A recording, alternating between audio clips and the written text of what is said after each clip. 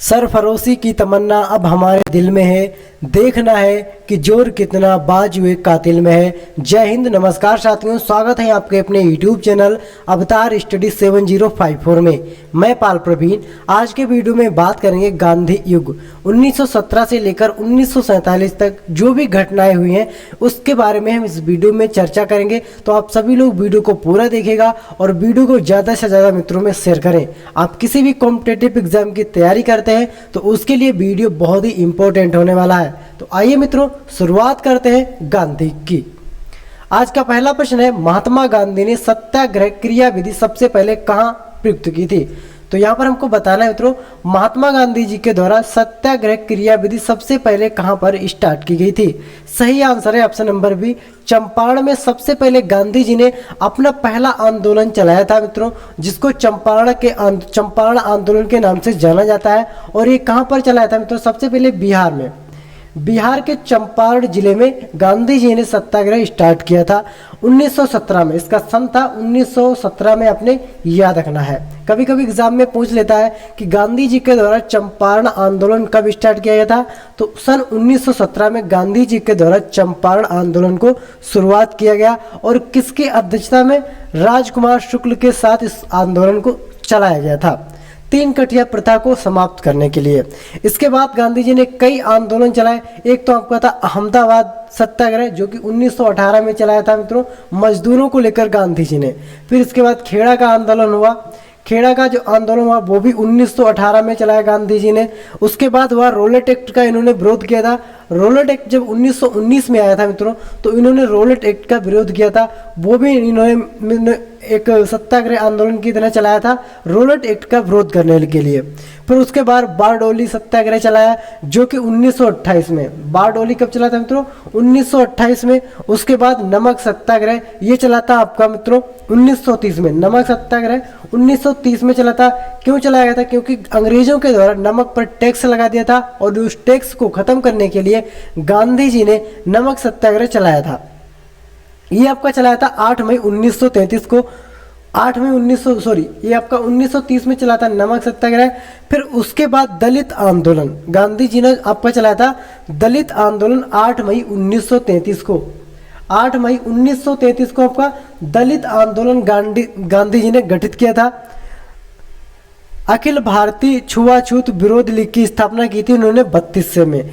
इसकी जो शुरुआत कर दी थी इन्होंने 1932 में मित्रों। अखिल भारतीय लीग जो छुआछूत थी मित्रों, इसकी जो शुरुआत कर दी थी 1932 में स्थापना की थी। और उसके बाद 8 मई 1933 को दलित आंदोलन भी चलाया था इन्होंने। आगे बात करेंगे अगले प्रश्न की।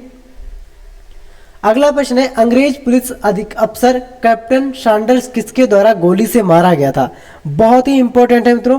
अंग्रेज पुलिस अफसर कैप्टन सैंडर्स किसकी गोली से मारा गया था? तो आप सभी जानते हैं, इसका सही आंसर है option number D, Bhagat Singh. और आप सभी जानते हैं भगत सिंह को, कि भगत सिंह ने अंग्रेज पुलिस अफसर कैप्टन सैंडर्स को मारा था, आपने याद रखना है। बहुत ही इंपॉर्टेंट प्रश्न है। और भगत सिंह के साथ 2 अन्य लोगों को फांसी दी गई थी 23 मार्च को। 23 मार्च को भगत सिंह के साथ 2 और लोगों को फांसी दी गई थी। भगत सिंह, राजगुरु और सुखदेव, ये 3 लोग थे मित्रों। भगत सिंह के साथ राजगुरु और सुखदेव को फांसी दी गई थी। इनकी एक मित्रों लाइन है, बहुत ही इंपॉर्टेंट है मित्रों, आप सभी ने सुना होगा उसको।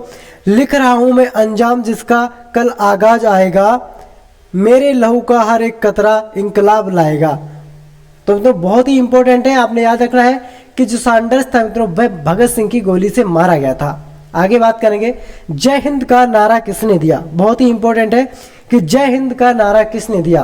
क्वेश्चन नंबर 3 है। सही आंसर इसका option number A, Subhash Chandra Bose के द्वारा जय हिंद का नारा दिया गया, आपने याद रखना है। आगे बात करेंगे, निम्नलिखित में से किस वर्ष में मुस्लिम लीग ने एक पृथक राष्ट्र का संकल्प स्वीकार किया? मुस्लिम लीग ने कब पृथक राष्ट्र का संकल्प स्वीकार किया था? सही आंसर इसका ऑप्शन नंबर डी, 1940 में। 1940 में मुस्लिम लीग ने एक पृथक राष्ट्र का संकल्प यानी पाकिस्तान प्रस्ताव को स्वीकार कर लिया था, आपने याद रखना है। आगे बात करेंगे मित्रों, वर्ष 1947 के बाद निम्नलिखित में से किस राज्य को भारत संघ में सैनिक कार्रवाई द्वारा बलपूर्वक मिलाया गया था? बहुत ही इंपॉर्टेंट प्रश्न है। वर्ष 1947 के बाद निम्नलिखित में से किस राज्य को भारत संघ में सैनिक कार्रवाई द्वारा बलपूर्वक मिलाया गया था? तो इसका सही आंसर है मित्रों ऑप्शन नंबर ए, हैदराबाद को।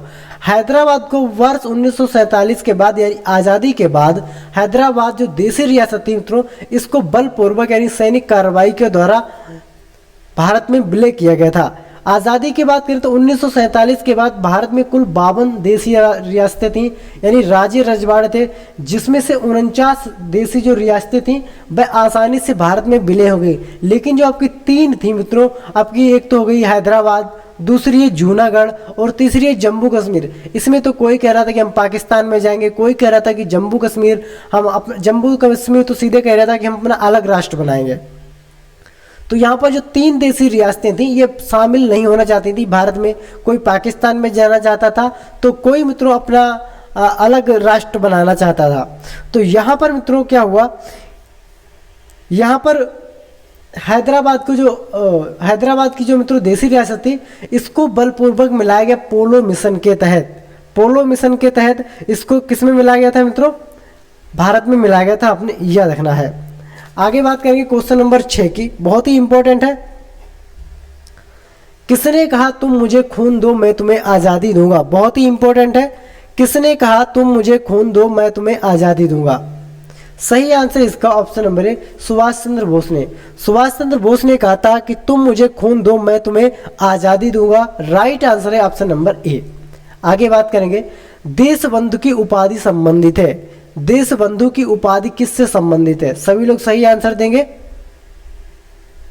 क्वेश्चन नंबर 7 का सही आंसर है मित्रों, क्वेश्चन नंबर 7 का सही आंसर है ऑप्शन नंबर बी, चित्तरंजन, यानी इनको CR दास के नाम से भी जाना जाता है। चित्तरंजन दास, जो चित्तरंजन दास थे मित्रों, इनको देशबंधु की उपाधि से संबंधित है, यानी इनको देशबंधु की जो उपाधि थी मित्रों प्राप्त थी, आपने याद रखना है। आगे बात करें, कांग्रेस का 1929 का अधिवेशन जिसमें पूर्ण स्वराज्य का लक्ष्य घोषित किया गया था, कहां पर हुआ था? बहुत ही इंपॉर्टेंट है मित्रों। जिसमें कांग्रेस का 1929 का जो अधिवेशन था इसमें पूर्ण स्वराज्य का लक्ष्य घोषित किया था, वह कहां पर हुआ था? सही आंसर इसका ऑप्शन नंबर सी, लाहौर में किया गया था। कब हुआ था? पंजाब की राजधानी लाहौर जो थी मित्रों, उस समय पंजाब प्रांत की कौन सी राजधानी थी? लाहौर में हुआ था। एक ऐतिहासिक अधिवेशन में कांग्रेस के पूर्ण स्वराज्य का घोषणा पत्र तैयार कर दिया गया था। पूर्ण स्वराज्य में कांग्रेस का मुख्य लक्ष्य घोषित किया गया था। इसमें क्या कहा था कि कांग्रेस का मुख्य लक्ष्य इसमें घोषित किया गया था। और इसमें नेहरू जी ने क्या कहा था? हमारा लक्ष्य सिर्फ स्वाधीनता प्राप्त करना है, हमारे लिए स्वाधीनता ही पूर्ण स्वतंत्रता है। इसी दिन रावी नदी के तट पर भारतीय स्वाधीनता का तिरंगा झंडा फहराया गया था। तो आपने याद रखना है मित्रों, कब भारतीय झंडा तिरंगा रावी नदी पर फहराया गया था? तो वह सन था मित्रों आपका 1929 में। कब फहराया गया था? 1929 में लाहौर के एक अधिवेशन में वहां पर तिरंगा झंडा फहराया गया था। आगे बात करें क्वेश्चन नंबर 9 की, कांग्रेस ने भारत छोड़ो आंदोलन का प्रस्ताव किस वर्ष पारित किया? बहुत ही इंपॉर्टेंट है, आंसर कमेंट करेंगे। कांग्रेस ने भारत छोड़ो आंदोलन का प्रस्ताव किस वर्ष पारित किया? क्वेश्चन नंबर 9 है। सही आंसर है इसका ऑप्शन नंबर डी, 1942 में। 1942 में कांग्रेस ने भारत छोड़ो आंदोलन का प्रस्ताव पारित किया था, आपने याद रखना है। आगे बात करेंगे, सुभाष चंद्र बोस ने सिंगापुर में दिल्ली चलो का नारा दिया। बहुत ही इंपॉर्टेंट है। सुभाष चंद्र बोस ने सिंगापुर में दिल्ली चलो का नारा दिया था। इन्होंने अपनी सिंगापुर में एक सेना गठित की थी भारत को आज़ाद कराने के लिए, और इन्होंने वहीं से नारा दिया था कि दिल्ली चलो। दिल्ली चलो नारा किसने दिया था मित्रों? सुभाष चंद्र बोस ने दिया था, और यह दिया था आपका 1943 में। राइट आंसर है ऑप्शन नंबर वी। आगे बात करेंगे, असहयोग आंदोलन को क्यों निलंबित किया गया? इंपॉर्टेंट क्वेश्चन है, असहयोग आंदोलन को क्यों निलंबित किया गया? सभी लोग आंसर कमेंट करेंगे कि जो असहयोग आंदोलन चलाया गया था मित्रों, इसको क्यों निलंबित कर दिया गया यानी बंद कर दिया गया था? सही आंसर इसका ऑप्शन नंबर डी, चोरी चोरा जो घटना हुई थी मित्रों, उस हिंसक घटना के कारण असहयोग आंदोलन को 1922 में बंद कर दिया गया था, आपने याद रखना है। कब बंद किया गया था मित्रों? 1922 में, चोरी चोरी घटना के बाद, आपने याद रखना है। आगे बात करेंगे, क्वेश्चन नंबर 12 है, वर्ष 1919 में जलियांवाला बाग हत्याकांड कहां पर हुआ? तो वर्ष 1919 की बात करते हैं, जलियांवाला बाग आपका अमृतसर में हुआ था, ये पंजाब में पड़ता है। तारीख थी 13 अप्रैल 1919 को। क्या मित्रों? 13 अप्रैल 1919 को जलियांवाला बाग की जो घटना थी मित्रों वह घटित हुई थी। इसमें करीब 400 प्लस लोग मरे थे और 2000 प्लस इसमें घायल हुए थे। 2000 प्लस के बीच इसमें घायल हुए थे, आपने याद रखना है। आगे बात करेंगे, नमक सत्याग्रह किस ईस्वी में प्रारंभ हुआ था? इंपॉर्टेंट प्रश्न है, सभी लोग सही आंसर देंगे कि नमक सत्याग्रह किस ईस्वी में प्रारंभ हुआ था। सही आंसर इसका क्वेश्चन नंबर 13 का ऑप्शन नंबर ए 1930 में नमक सत्याग्रह प्रारंभ किया गया था, आपने याद रखना है। 13 अप्रैल यहां पर बात करते हैं कि नमक सत्याग्रह कब प्रारंभ हुआ था। 1930 में नमक सत्याग्रह प्रारंभ हुआ था, आपने याद रखना है। आगे बात करेंगे, निम्नलिखित में से किस कृत्य के कारण भगत सिंह, राजगुरु और सुखदेव को 23 मार्च 1931 में फांसी दी गई थी? इंपॉर्टेंट है मित्रों, सभी लोग याद रखें, इन 3 लोगों को एक साथ फांसी दी गई थी 23 मार्च 1931 को, और 23 मार्च को शहीद दिवस के रूप में भी मनाते हैं, आपने याद रखना है। यहाँ से भी क्वेश्चन बनता है कि शहीद दिवस को किस दिन मनाते हैं। 23 मार्च 1931 को भगत सिंह, सुखदेव और राजगुरु को यहाँ पर फांसी दी गई थी, उन्हीं की याद में 23 मार्च को शहीद दिवस के रूप में मनाते हैं। अतः यहाँ पर राइट आंसर है ऑप्शन नंबर ए। वर्ष 1928 में लाहौर में सैंडर्स की हत्या के कारण इनको जो सजा दी गई थी मित्रों, कब? 1928 में इन्होंने लाहौर में सैंडर्स की हत्या की थी, उसी के कारण इनको 23 मार्च 1931 में फांसी दी गई थी। आगे बात करेंगे, निम्नलिखित में से किस अधिनियम के तहत बिना मुकदमा और दोष सिद्ध के ही विधि न्यायालय ने किसी भी व्यक्ति को कैद करने का प्राधिकार सरकार को दिया गया था? तो आपने सभी लोग इस क्वेश्चन का आंसर बताना है। क्वेश्चन नंबर 15 का, निम्नलिखित में से किस अधिनियम के तहत बिना मुकदमा और दोष सिद्ध के ही विधि न्यायालय ने किसी भी व्यक्ति को कैद करने का प्राधिकार सरकार को दिया था? सही आंसर इसका option number A, Rowlatt act. ये आपका 1919 में आया था और इसी के विरोध में गांधी जी खड़े हुए थे, क्योंकि यहाँ पर बिना दोष के भी किसी भी व्यक्ति को सजा दी जा सकती थी, तो इसीलिए भारतीयों ने इसका विरोध किया था, आपने याद रखना है। आगे बात करेंगे, क्वेश्चन नंबर 16 है, गांधी इरविन समझौता 5 मार्च 1931 किससे संबंधित है? जो गांधी इरविन समझौता है मित्रों, ये आपको 5 मार्च 1931 को हुआ था, और ये समझौता किससे संबंधित है? भारत छोड़ो आंदोलन, सविनय अवज्ञा आंदोलन, असहयोग खिलाफत आंदोलन, या फिर रॉलेट एक्ट? गांधी इरविन समझौता किससे संबंधित है? सही आंसर इसका ऑप्शन नंबर ए, भारत छोड़ो आंदोलन से आपका गांधी इरविन समझौता संबंधित है, आपने याद रखना है, भारत छोड़ो आंदोलन। आगे बात करेंगे, क्वेश्चन नंबर 17, स्वतंत्र भारत के प्रथम महाराज्यपाल कौन थे? महाराज्यपाल कौन थे? स्वतंत्र भारत के प्रथम आपने बताना है, स्वतंत्र भारत के प्रथम महाराज्यपाल कौन थे? क्वेश्चन नंबर 17 है, सही आंसर इसका option number B, Lord Mountbatten. जो लॉर्ड माउंटबेटन थे मित्रों, ये स्वतंत्र भारत के प्रथम महाराज्यपाल थे, यानी गवर्नर जनरल, इनको इंग्लिश में कहते हैं गवर्नर जनरल थे, आपने याद रखना है।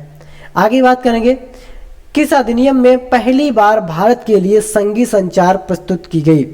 किस अधिनियम में पहली बार भारत के लिए संघीय संरचना प्रस्तुत की गई थी, आपने बताना है। क्वेश्चन नंबर 18 है, बहुत ही इंपॉर्टेंट है, पहली बार भारत के लिए संघीय संरचना प्रस्तुत की गई किस अधिनियम के तहत? सही आंसर है इसका ऑप्शन नंबर बी, 1919 का अधिनियम था, जिसके तहत भारत की संघीय संरचना प्रस्तुत की गई थी, आपने याद रखना है। राइट आंसर है मित्रों ऑप्शन नंबर बी, 1919 का अधिनियम। आगे बात करेंगे, काकोरी ट्रेन डकैती कांड के नायक कौन थे? यहाँ पर मित्रों डकैती होगा, काकोरी ट्रेन डकैती कांड के नायक कौन थे? तो सभी लोगों को बताना है मित्रों, काकोरी ट्रेन डकैती कांड के नायक कौन थे? सही आंसर है इसका क्वेश्चन नंबर 20 का ऑप्शन नंबर आप देखकर राम प्रसाद बिस्मिल। जो राम प्रसाद बिस्मिल थे मित्रों, ऑप्शन नंबर ये है, राम प्रसाद बिस्मिल काकोरी ट्रेन डकैती कांड के मित्रों ये आपके नायक थे, आपने याद रखना है। और ये मित्रों कहां से बिलोंग करते थे?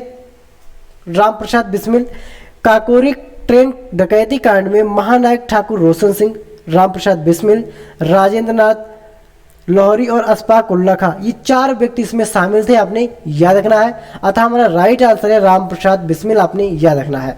तो ये थे मित्रों इंपॉर्टेंट स्वतंत्रता सेनानियों से संबंधित इंपॉर्टेंट प्रश्न जो आपके किसी भी एग्जाम के लिए बहुत ही इंपॉर्टेंट हो सकते हैं। तो आप सभी लोग वीडियो को ज़्यादा से ज़्यादा मित्रों में शेयर करें और चैनल को सब्सक्राइब जरूर करें। मिलते हैं अगली वीडियो में, तब तक के लिए जय हिंद, जय भारत।